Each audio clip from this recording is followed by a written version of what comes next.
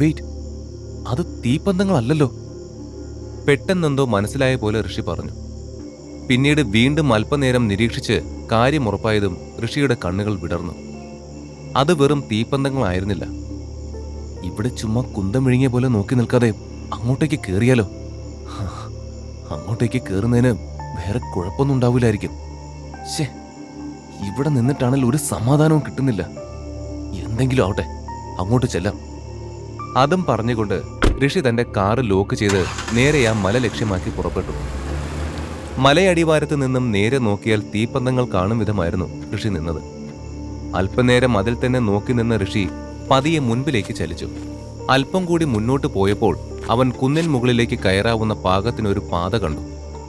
ഫോണിലെ ഫ്ലാഷ് അടിച്ച് ആ വഴിയൊന്ന് നോക്കിയ ശേഷം ഋഷി മുൻപിലേക്ക് ചൂടുവെച്ചു. പാറക്കുന്നായിരുന്നു അത്. അതിൽ തന്നെ ചില സ്ഥലങ്ങളിൽ പാറകൾ പടികളായി കൊത്തിയാണ് ക്രമീകരിച്ചിരിക്കുന്നത്. ചില സ്ഥലങ്ങളിൽ പടികളില്ലായിരുന്നു. കുത്തനെ മുകളിലേക്ക് പിടിച്ചു കയറേണ്ട വിധത്തിലായിരുന്നു വഴി. പെട്ടെന്ന് തന്നെ ഋഷിക്ക് ആ വഴി ഏകദേശം മനസ്സിലായിരുന്നു. പിന്നെ അധികമൊന്നും ആലോചിക്കാതെ ഋഷി വേഗത്തിൽ മല കയറാൻ തുടങ്ങി. അവൻ മല കയറാൻ തുടങ്ങിയ നിമിഷം മലമുകളിലെ ഒറ്റക്കല്ലിൽ കൊത്തിയ ശിലാക്ഷേത്രത്തിനരികിലുള്ള കൽമണ്ഡപത്തിൽ ധ്യാനിച്ചുകൊണ്ടിരുന്ന ഗുരുവിന്റെ ദേഹം ചെറുതായി വിറച്ചു. ആ നിമിഷം തന്നെ അദ്ദേഹം പുഞ്ചിരിയോടെ കണ്ണു തുറന്നു. അവൻ വരുന്നോ? അയാൾ സന്തോഷത്തോടെ വിളിച്ചു പറഞ്ഞു. സാംഘവ്. പെട്ടെന്ന് അയാൾ സാംഘവിനെ തനിക്കടുത്തേക്ക് വിളിച്ചു. അടുത്ത നിമിഷം സാംഘവ് അദ്ദേഹത്തിന് മുൻപിൽ വന്നു നിന്നു. എല്ലാം തയ്യാറാണല്ലോ അല്ലേ? അയാൾ സാംഘവിനോട് സൗമ്യമായ സ്വരത്തിൽ ചോദിച്ചു. അതേ ഗുരു, എല്ലാം തയ്യാറാണ്. അവനെ പരീക്ഷിക്കാൻ പോകുന്ന 3 കടമ്പകളും ഇതിനോടകം തന്നെ തയ്യാറായി കഴിഞ്ഞു. അവനിതെല്ലാം തരണം ചെയ്യാൻ കഴിയുമെങ്കിൽ ദീർഘകാലമായുള്ള അങ്ങയുടെ കാത്തിരിപ്പിന് അന്ത്യമാകും, സാംഘവ് പ്രതീക്ഷയോടെ പറഞ്ഞു. അവന്റെ സ്വരത്തിൽ അല്പം ആകാംക്ഷയും നിറഞ്ഞിരുന്നു. സാംഘവ്, എന്നെപ്പോലെ തന്നെ എല്ലാവരും അവനെ ഓർത്ത് പ്രതീക്ഷയോടെയാണ് നിൽക്കുന്നത്. സംഭവിക്കാൻ പോകുന്നത് എന്തായാലും അത് നല്ലതിനായിരിക്കണേ ദൈവമേ. പതിഞ്ഞ സ്വരത്തിൽ അത് പറഞ്ഞ ശേഷം ഗുരു വീണ്ടും ധ്യാനിക്കാൻ തുടങ്ങി. ഋഷിനല്ലെങ്കിലേ നല്ല ഊർജ്ജസ്വലനും ആരോഗ്യവാനുമായിരുന്നു. അതിനു പുറമെ ഇപ്പോൾ പച്ചമരുന്ന് കൂടി കഴിച്ചതുകൊണ്ട് അവന്റെ കരുത്ത് ഒന്നുകൂടി കൂടിയിരുന്നു. അതുകൊണ്ട് തന്നെ ആ മല കയറുക എന്ന കാര്യം ഋഷിക്ക് വളരെ നിസ്സാരമായിരുന്നു. ഇരുട്ടിൽ ഒറ്റയ്ക്ക് അങ്ങനെയൊരു സാഹസിക യാത്ര അവനൊരു പുതിയ അനുഭവമായിരുന്നു. മുൻപൊരിക്കൽ ശ്രീലക്ഷ്മിയുടെ കൂടെ കാട്ടിലേക്ക് ട്രിപ്പ് പോലെ പോയപ്പോഴും ചുറ്റും ആൾക്കൂട്ടമുണ്ടായിരുന്നു. പക്ഷേ ഇന്നവൻ തികച്ചും ഒറ്റയ്ക്കാണ്. അന്ന് തനിക്കൊപ്പമുണ്ടായിരുന്ന ശ്രീലക്ഷ്മിയുടെയും അവിടെ അവരെപ്പോലെ വന്ന ആളുകളുടെയും ശബ്ദകോലാഹലങ്ങൾ കേട്ട് ചിരിച്ചിരുന്ന ഋഷി ഇന്നിവിടെ ചീവീടുകളുടെ ശബ്ദം മാത്രം കേട്ടുകൊണ്ട് മുൻപിലേക്ക് നടക്കുന്നു. ഏകാന്തമായ ആ രാത്രി തനിച്ചുള്ള നടത്തം അവന് വളരെ വ്യത്യസ്തമായ ഒരുതരം അനുഭൂതിയായിരുന്നു. പക്ഷേ അപ്പോഴും ആ രാത്രിയിൽ മറ്റാരെയും കൂടെ കൂട്ടാൻ അവൻ ഒട്ടും താല്പര്യവുമില്ലായിരുന്നു. ഈ യാത്ര അവൻ അപകടം വിതച്ചാലും തന്നെ വിശ്വസിച്ച് കൂടെ വരുന്നവർക്ക് വല്ലതും സംഭവിച്ചാൽ അവനത് സഹിക്കുമായിരുന്നില്ല. വിശ്വസ്തരായ ഒത്തിരി പേർ ഉണ്ടായിരുന്നെങ്കിലും ഈ യാത്രയ്ക്ക് താൻ ഒറ്റയ്ക്ക് മതിയെന്ന് തീരുമാനിച്ചതും അതുകൊണ്ടാണ്. അപകടത്തേക്കാൾ ഉപരി താൻ ഇപ്പോൾ എന്തിനാണ് ഇവിടെ ഈ വന്നതെന്ന് സുഹൃത്തുക്കളോട് പറഞ്ഞാൽ അവർ തന്നെ കളിയാക്കി ചിരിക്കുമെന്ന് അവൻ കരുതിയിരുന്നു. അവിശ്വസനീയമായ രീതിയിൽ തനിക്ക് ചുറ്റും നടക്കുന്ന കാര്യങ്ങൾ സത്യസന്ധമായി പറഞ്ഞാലും ആരും തന്നെ വിശ്വസിക്കുമെന്ന് ഋഷിക്ക് തോന്നിയില്ല. താൻ പറയുന്ന ഓരോ കാര്യങ്ങളും അന്ധവിശ്വാസം കാരണം തനിക്ക് തോന്നുന്നതാണ് എന്ന് വരെ അവർ കരുതുമെന്ന് ഋഷി വിചാരിച്ചു. അങ്ങനെ പലതും ആലോചിച്ചുകൊണ്ട് ഋഷി മലമുകളിലേക്ക് കയറിക്കൊണ്ടിരുന്നു. കുറച്ചു ദൂരം പിന്നിട്ടപ്പോൾ തന്നെ അവനു മുൻപിൽ നീണ്ടു കിടന്നിരുന്ന വഴി അവസാനിച്ചു. അതോടെ ഋഷി ഇനി എങ്ങോട്ട് പോകണമെന്നറിയാതെ അവിടെ നിന്നുപോയി. പതിയെ ഒരു കാറ്റ് ഋഷിയെ തഴുകിക്കൊണ്ട് വീശിപ്പോയി. ആ കാറ്റിൽ അവൻ തേടുന്ന ഔഷധ സസ്യത്തിന്റെ ഗന്ധം നിറഞ്ഞിരുന്നു. അപ്പോഴേക്കും ഋഷിയുടെ ഫോണിലെ ഫ്ലാഷും തനിയെ ഓഫായിരുന്നു. വേണ്ട പോലെ ഫോണിൽ ചാർജ് ഉണ്ടായിരുന്നിട്ടും ഇതെങ്ങനെ സംഭവിച്ചെന്ന് ഋഷിക്ക് എത്ര ചിന്തിച്ചിട്ടും മനസ്സിലായില്ല. കൂടാതെ ഫോണിലെ ഫ്ലാഷ് ഓണാക്കാൻ കഠിനമായി പരിശ്രമിച്ചിട്ടും ഋഷിക്ക് കഴിഞ്ഞില്ല. ഇതെന്താ ഇപ്പോൾ പെട്ടെന്ന് ഓഫായത്?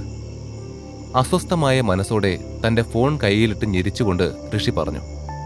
ആകെപ്പാടെ ഋഷി ഇരുളിൽ ആ കാട്ടിൽ അകപ്പെട്ട പോലെയായിരുന്നു. സങ്കടമോ ദേഷ്യമോ മല കയറാൻ ശ്രമിച്ചതിൽ കുറ്റബോധമോ എന്തൊക്കെയോ അവന് തോന്നി തുടങ്ങിയിരുന്നു. പക്ഷെ അപ്പോഴും തന്റെ മനസ്സിനെ ശാന്തമാക്കുന്ന കാര്യത്തിൽ ഋഷി പരാജയപ്പെടാൻ തയ്യാറായിരുന്നില്ല. ഒന്ന് ദീർഘമായി നിശ്വസിച്ച ശേഷം ഋഷി അവനെ തന്നെ ഊർജ്ജസ്വലനാക്കാൻ ശ്രമിച്ചു. ഞാൻ തന്നെ തുനിഞ്ഞു വന്നതല്ലേ, ഇപ്പോ ഈ പാതി വഴിയോളം ഞാൻ പിന്നിടുകയും ചെയ്തു. എത്ര കഷ്ടപ്പെട്ടാലും വന്ന കാര്യം പൂർത്തീകരിക്കേണ്ടതുണ്ട്. നാഗപത്നിയുടെ ഗന്ധം പോലും ഈ വായുവിൽ അലിഞ്ഞിട്ടുണ്ട്. അതിനെ തൊട്ടടുത്തെത്തിയിട്ട് തിരികെ തിരിഞ്ഞോടുന്നത് ശരിയല്ല. മുൻപിലേക്കുള്ള വഴി ഏത് വിധേനയും കണ്ടുപിടിക്കണം. ഋഷി ആത്മവിശ്വാസത്തോടെ സ്വയം പറഞ്ഞു. സമാധാനത്തോടെ തനിക്ക് ചുറ്റും നോക്കി. അന്നേരം പെട്ടെന്ന് ആകാശത്ത് ശക്തിയായ ഒരു ഇടിയും മിന്നലുമുണ്ട്. ഋഷി ആ മിന്നലിലേക്ക് ശ്രദ്ധിച്ചു നിൽക്കുകയായിരുന്നു. ആഹാ, വീണ്ടും മഴ പെയ്യൂ ഇനി. പെട്ടെന്നാണ് ഋഷിയുടെ പുറകിൽ നിന്ന് ആ ശബ്ദം കേട്ടത്. അത് കേട്ട് ഋഷി ഞെട്ടലോടെ അവന്റെ പിന്നിലേക്ക് തിരിഞ്ഞു നോക്കി. പക്ഷേ പിന്നിൽ ആരും തന്നെ ഉണ്ടായിരുന്നില്ല. ആ ഇരുളിൽ ചുറ്റും നിരീക്ഷിക്കാൻ പാകത്തിനായിരുന്നു ഋഷിയുടെ കാഴ്ചയപ്പോൾ. തനിക്ക് പിന്നിൽ നിന്നും സംസാരിച്ച ആളെ കണ്ടില്ലെങ്കിലും ആ ഇരുട്ടിൽ ഋഷി മറ്റൊരു കാഴ്ച കണ്ടു. അവിടെ ഒരു മരത്തിന്റെ ചൂട്ടിലായി ഒരു മാൻ കിടക്കുന്നു. പക്ഷേ അവൾ അറിയാതെ കുറ്റിക്കാട്ടിൽ നിന്നും ഒരു കടുവ അതിനടുത്തേക്ക് നടക്കുന്നുണ്ടായിരുന്നു. ആ കാഴ്ച കണ്ട് ഋഷി ആകെ ഞെട്ടി. ആ ഞെട്ടലിൽ അവൻ അനങ്ങാൻ പോലും ആകാതെ നിന്നുപോയിരുന്നു. കടുവ പമ്മി പമ്മി തനിക്കടുത്തെത്തിയ ആ അവസാന നിമിഷമായിരുന്നു മാൻ കടുവയെ ശ്രദ്ധിച്ചത്. കടുവയെ കണ്ടതും മാൻ കിടന്നിടത്ത് നിന്നും എഴുന്നേറ്റ് ഓടാൻ തുടങ്ങി. പക്ഷേ അതിനൊരടി മുൻപിലേക്ക് ഓടാൻ കഴിയും മുൻപ് കടുവ അതിന്റെ കഴുത്തിൽ കടിച്ചതിനെ പിടിച്ചിരുന്നു. അതെല്ലാം നടക്കുമ്പോഴും യാതൊരു മാറ്റവുമില്ലാതെ പ്രതിമ പോലെ തന്നെ നിന്നുപോയിരുന്നു ഋഷി. മാനിനെയും കൊണ്ട് കടുവ തിരികെ കുറ്റിക്കാട്ടിലേക്ക് തന്നെ പോയതിനു ശേഷമാണ് അത്രയും നേരം പിടിച്ചു നിന്ന ശ്വാസം പോലും ഋഷി പുറത്തേക്ക് വിട്ടത്. എന്റെ ദൈവമേ, എന്താ ഇത്? മൃഗശാലയോ? ഇവിടെ പ്രേതമുണ്ട്, ഭൂതമുണ്ടെന്നൊക്കെ എന്നോട് അയാൾ പറഞ്ഞല്ലോ. പക്ഷേ ഈ കടുവയുള്ള കാര്യം അയാൾ എന്താ പറയാഞ്ഞേ? ഞാൻ കുറച്ച് താഴെയായിരുന്നെങ്കിൽ എന്റെ അവസ്ഥ എന്തായനെ? എന്റെ പൊന്നോ, മാനിന് പകരം ഇപ്പൊ എന്നെ കടിച്ചോണ്ട് പോയനെ ആ കടുവ. വഴിയും അറിഞ്ഞൂടാ. ഇങ്ങനെ ഇവിടെ തന്നെ നിന്ന് പോവുകയാണെങ്കിൽ അടുത്ത കടുവയ്ക്കുള്ള ശാപ്പാടാവത്തേ ഉള്ളൂ ഞാൻ. തന്റെ അവസ്ഥയോർത്ത് വിലപിച്ചുകൊണ്ട് ഋഷി അതും പറഞ്ഞ് തന്റെ മുൻപിലേക്ക് നോക്കി.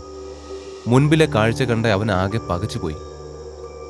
തന്റെ മുന്നിൽ പെട്ടെന്ന് തെളിഞ്ഞു വന്ന വഴി കണ്ട് ഞെട്ടിയിരിക്കുകയായിരുന്നു ഋഷി.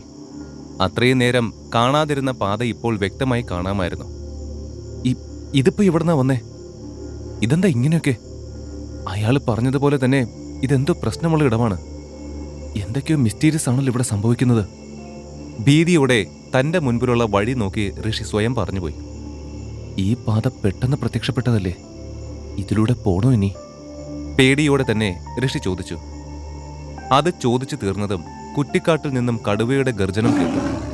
അതോടെ പിന്നെ ഒന്നും ചിന്തിക്കാതെ ഋഷി വേഗത്തിൽ തന്നെ തനിക്ക് മുൻപിൽ വന്ന വഴിയിലൂടെ നടക്കാൻ തുടങ്ങി. കടുവയുടെ കയ്യിൽ പെടുന്നതിലും ഭേദം ഈ വഴി പോണത് തന്നെയാ. ദൈവമേ, കാത്തോണേ. അതും പറഞ്ഞുകൊണ്ട് ഋഷി തട്ടിപ്പിടഞ്ഞ് മുൻപിൽ കണ്ട വഴിയെ നടന്നു. നടന്നൽപ്പം കഴിഞ്ഞതും പെട്ടെന്നായിരുന്നു കുറച്ചകലെയുള്ള കാട്ടിൽ ഒരു ആനക്കൂട്ടത്തെ കണ്ടത്. ഓ, കുടുംബത്തോടെ എല്ലാവരും ഉണ്ടല്ലോ. ആ ആനക്കൂട്ടത്തെ നോക്കി ഋഷി നേർത്ത ചിരിയോടെ പറഞ്ഞു. തങ്ങളുടെ കാര്യം നോക്കി അവിടെ വിഹരിക്കുന്ന ആനക്കൂട്ടമായതുകൊണ്ട് അവര് തന്നെ ഉപദ്രവിക്കില്ലെന്ന് ഉറച്ചു വിശ്വസിച്ച ഋഷിക്ക് ആ കാഴ്ച വലിയ ഭയമുളവാക്കുന്നതൊന്നും ആയിരുന്നില്ല. ഋഷി ശാന്തമായി തന്നെ അവിടെ മറികടക്കാൻ തുടങ്ങി. പക്ഷേ പെട്ടെന്ന് പിന്നിൽ നിന്നും ഉയർന്നൊരു ശബ്ദം അവനെ തടഞ്ഞു. ഈ കഥ തുടർന്ന് കേൾക്കുന്നതിനായി ഇപ്പോൾ തന്നെ പോക്കറ്റ് FM ആപ്പ് ഇൻസ്റ്റാൾ ചെയ്യൂ. Link in description.